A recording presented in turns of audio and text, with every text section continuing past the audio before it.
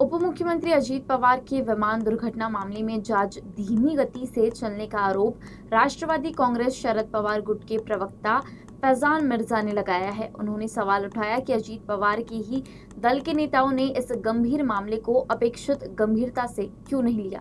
माझं असं म्हणणं आहे की अजितदादा त्या दिवशी जर विमानाने न जाता गाडीने गेले असते तर हा अपघात घडलाच नसता. आणि याविषयी जे काही मुद्दे रोहितदादांनी उपस्थित केलेले आहेत ते माध्यमांसमोर आहेत.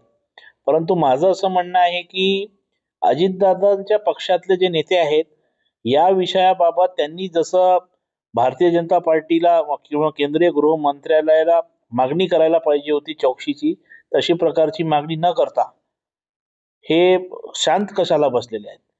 त्यांना कोणाचा भय आहे की कोण त्यांचा ह्या बोलण्यावरून किंवा चौकशीची मागणी करण्यावरून कोण त्यांच्याकडून दुरावा निर्माण होईल कोणासोबत त्यांना कोणाची भीती आहे हे अधोरेखित होते यांच्या ह्या मौनवरून की त्यांना कोणाची तरी भीती आहे म्हणून ते मौन बाळगून बसलेले आहेत.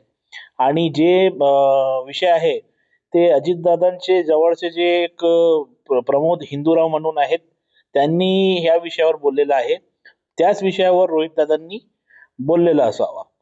ते रोहितदादांचं जे मत आहे त्यानुसार आम्हाला असं वाटते की याविषयी जे चौकशीची मागणी आमच्या पक्षाकडून किंवा संपूर्ण व्यक्तींकडून होत आहे ते योग्य आहे. कारण अजितदादाचं जे असं प्रकारचं हे अपघात घडलेला आहे त्यावरून आतापर्यंत आम्हाला विश्वास बसत नाहीये की आज अजितदादा दुर्दैवाने आमच्या मधात नाही.